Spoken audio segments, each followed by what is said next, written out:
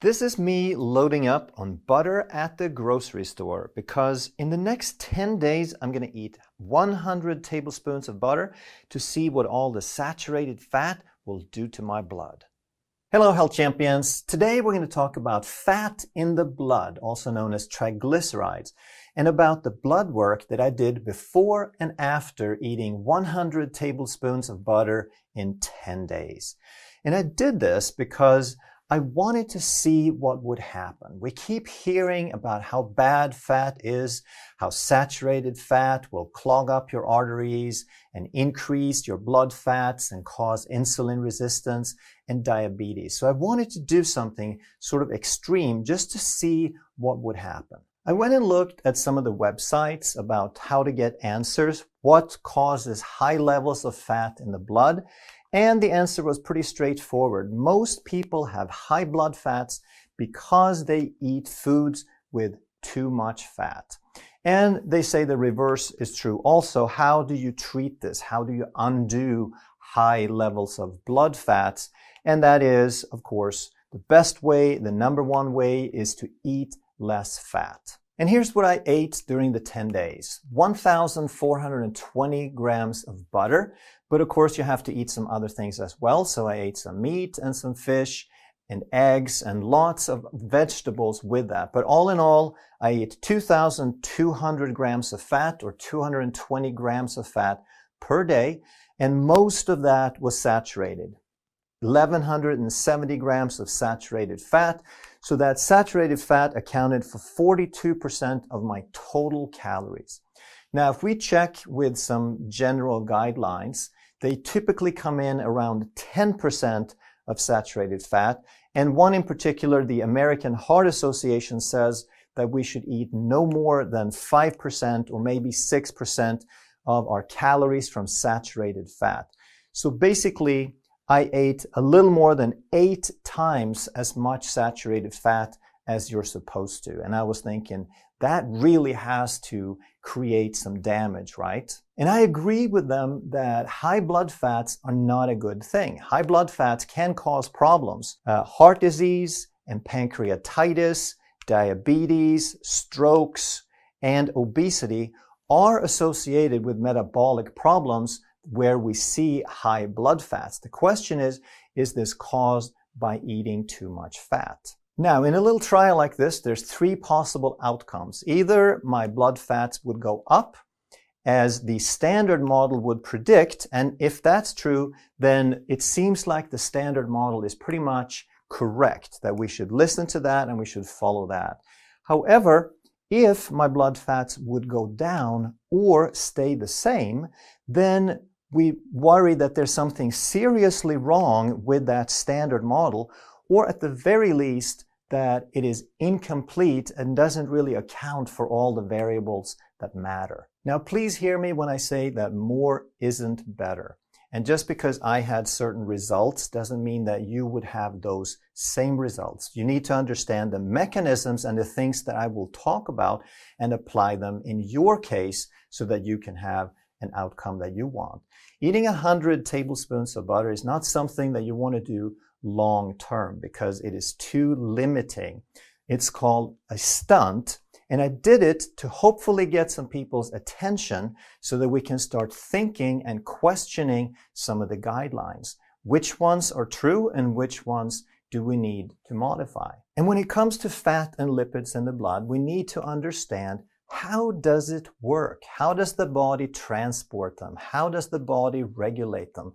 What are the different factors that make blood fats go up or down? What's the basic purpose? First of all, fat and water doesn't mix. So if you put a drop of oil in water, it's going to float on the surface pretty much forever.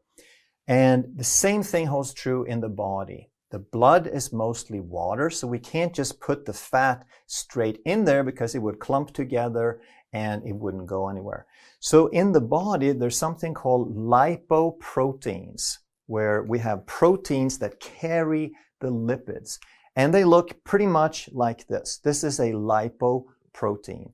And they've solved this issue of water solubility beautifully because there is a membrane on the outside And these green things, those are the heads of phospholipids. So the green portion is water soluble, and those yellow little things are fatty acids sticking to the inside. So the outside of this is water soluble, and the inside is fat soluble. Now, these are still super, super tiny. They're measured in nanometers. And on the inside, they carry the triglycerides and the cholesterol. And we have different kinds. So we have VLDLs, LDLs, and HDLs, basically. And we want to think of these in terms of size, that the VLDL is extra large. In nanometers, it measures about 40 to 80 nanometers. The LDL is like a medium size, about 19 to 23 nanometers. And the HDL is small or extra small, 5 to 15 nanometers. So when something is extra large, it's because it contains a lot of fat. This piece in the middle here with the fat, the triglycerides and the cholesterol, that part is huge. And then as they get smaller, they contain less fat in the middle in proportion to the surface membrane and the proteins, which are these colorful balls. And the body makes these lipoproteins to distribute and regulate fats and cholesterol in the body. So we start off with a really big VLDL, very low density lipoprotein. And this one is jam-packed with triglycerides, with fat. And along the way, its purpose is to distribute this. And it's so full of triglycerides that it's basically just leaking these fats all over the place. And that's a good thing because it's delivering fuel to the cells of the body. And it delivers mostly triglycerides by far, but it also has a little bit of cholesterol to deliver. And 90% of all the triglycerides that you find in the bloodstream are going to be carried by VLDL. So when we measure triglycerides on a blood test, it is really indirectly these lipoproteins we're measuring, and primarily VLDL. So the VLDL and the triglycerides are going to be almost the same indicator, but with a different unit. And then what happens as this is floating around in the bloodstream, then it's going to release a lot of this fat along the way, and the cells will soak it up. And then this lipoprotein shrinks. So it goes from being a VLDL to a regular LDL.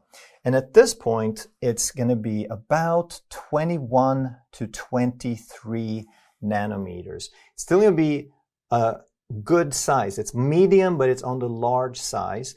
And this is a large, fluffy LDL. This is what they're supposed to be. But if this LDL sticks around and it takes a few more laps, and there's a lot of stress, there's a lot of oxidative stress and inflammation and too much sugar in the bloodstream, now this LDL gets damaged along the way and it shrinks a little bit further, and now it becomes an oxidized LDL or a damaged LDL, and now we're going to see it at about 19 to 20. So the more of these small ones you have, the more damage they can cause. But the whole point is the VLDLs become LDLs after they unload their cargo. The other lipoprotein that's manufactured in the body, it's called an HDL. And it starts out super, super tiny. And then as it goes around, its job is the opposite of the VLDL. The VLDL unloads and the HDL collects. So the HDL is supposed to increase in size as it collects and picks up some triglycerides, but mostly cholesterol that has been used in the body, and it brings it back to the liver for processing and recycling. So we want the VLDLs to be small, indicating that they have unloaded their cargo. We want the LDLs to be large, indicating that they have not been damaged. And we want the HDL to be as large as possible, indicating that it's actually doing its job of picking up that extra cholesterol. There's a lot of confusion about how this is associated with heart disease, because most people and most doctors believe that high triglycerides and high LDL always go together. And this is true in some cases. It is pretty common, but it is not the way it needs to work. This is what it looks like when it's associated with high insulin. When we have metabolically poor health, then yes, we will see high LDL, high total cholesterol, high triglycerides at the same time, but only in the presence of high insulin. What we see a lot when we start changing things around, when we're metabolically healthier, it is that we can have high LDL and low triglycerides and still be metabolically healthy. And the reason is that we now have low insulin. So in the presence of low insulin, we see the opposite relationship between LDL and triglycerides. So triglycerides are a very good indicator of insulin resistance, of metabolically poor health. Now, there's a lot of confusion about why triglycerides and VLDL build up and get elevated.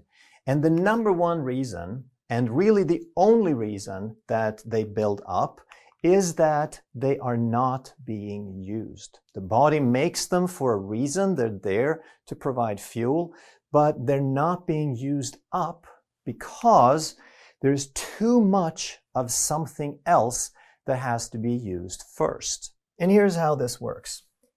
First, we eat some food, and the fuel that we derive from the food can be in two forms. It can either be fat or it can be a carbohydrate.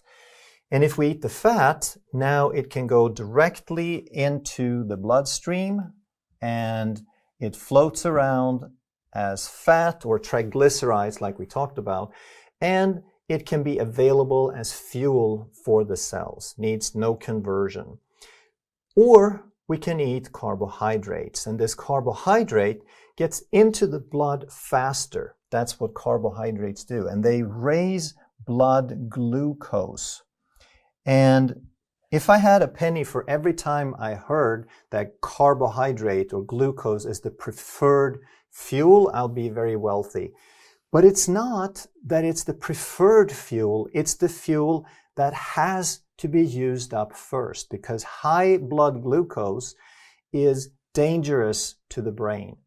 And it is very, very tightly regulated because it causes damage when it gets too high. That's why if the body has the choice between fat and carbohydrates, it's always going to use the carbs first because they can cause damage if they go to high levels. So the more carbs you eat, the less likely that you're going to use the fat that is also floating around in the bloodstream at the same time. But it doesn't stop there.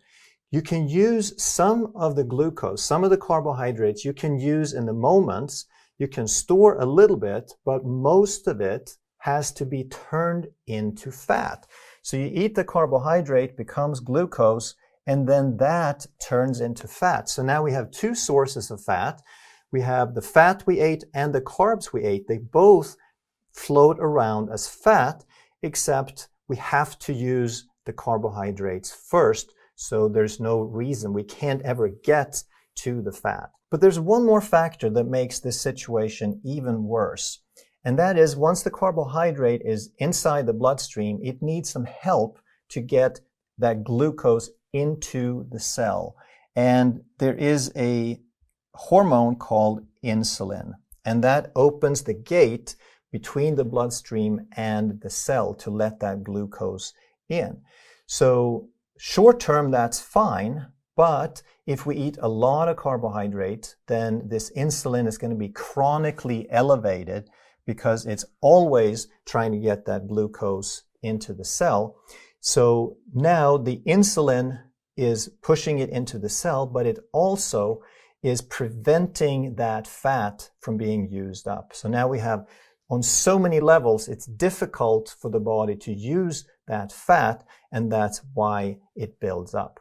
However, if we don't eat the carbohydrate, if we eat primarily fat, then the body is going to start burning the fat first, and whatever fat we put in the bloodstream gets used up, and our VLDL and our triglycerides never rise. And there are endless lists of food that they suggest that we can eat, that they're good to lower triglycerides and lower blood fats.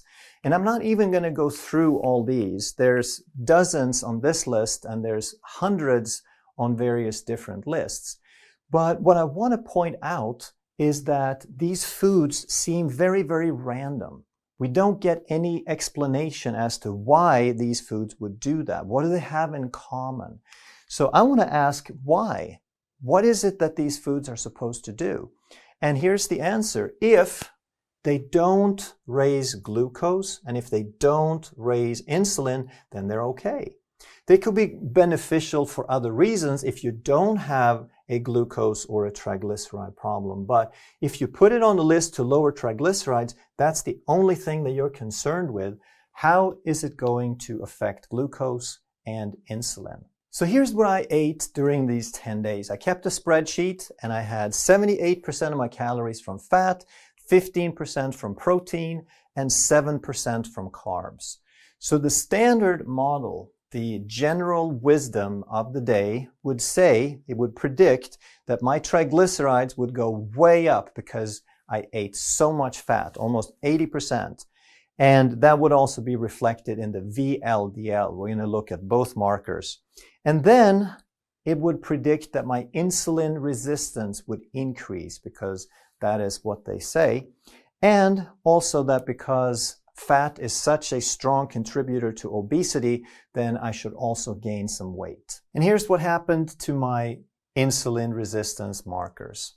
My weight went from 185 to 185. No change at all. And I might add that I did not have time to exercise a whole lot.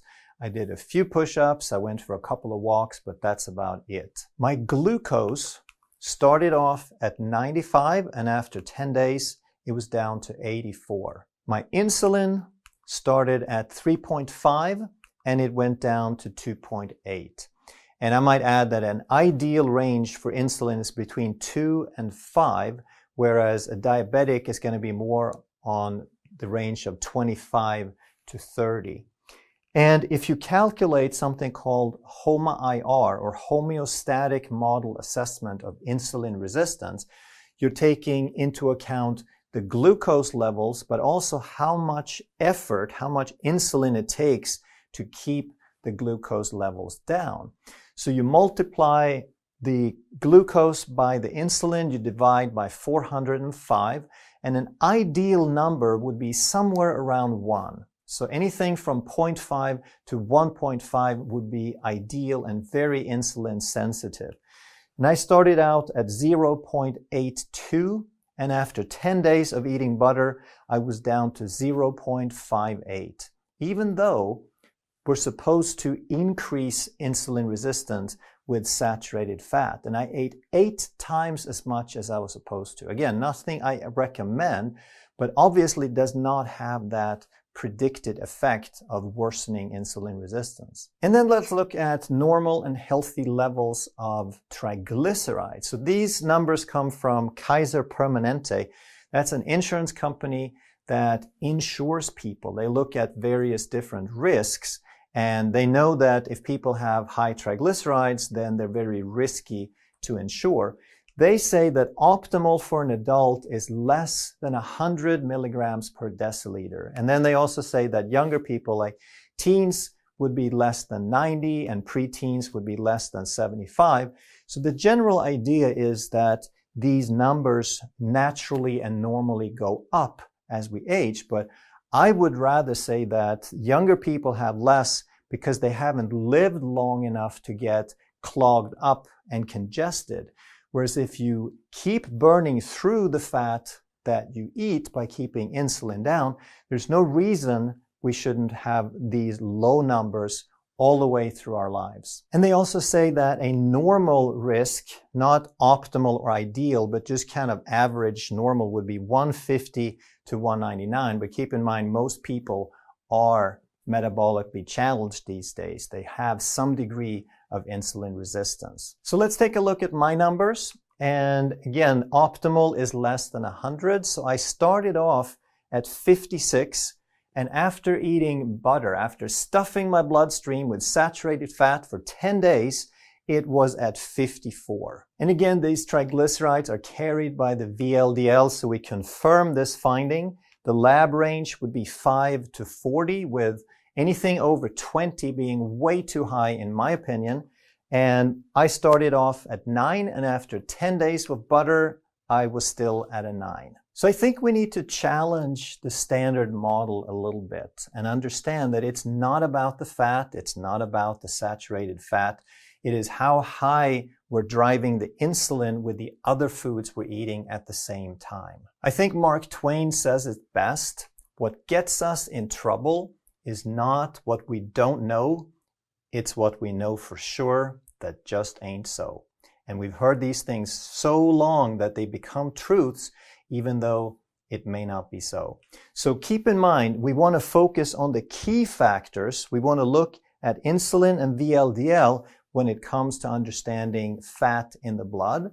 And we don't want to focus on LDL by itself. We want to understand healthy versus unhealthy LDL, but the number itself means very, very little. And it is not about how much saturated fats you eat. Eat quality food of a wide variety and understand the mechanisms as they apply to you. But now, here's the thing. One of the best ways to find that perfect balance for you is to know your baseline. And if you didn't see last week's video, that's where I was talking about how you can do blood work. And if you understand what those markers mean, you can catch imbalances much, much sooner, and you can get a truer picture of where you are, for example, if you're more or less insulin resistant. You can also find out some markers that most people don't test for. Most doctors never test for things like homocysteine or ferritin.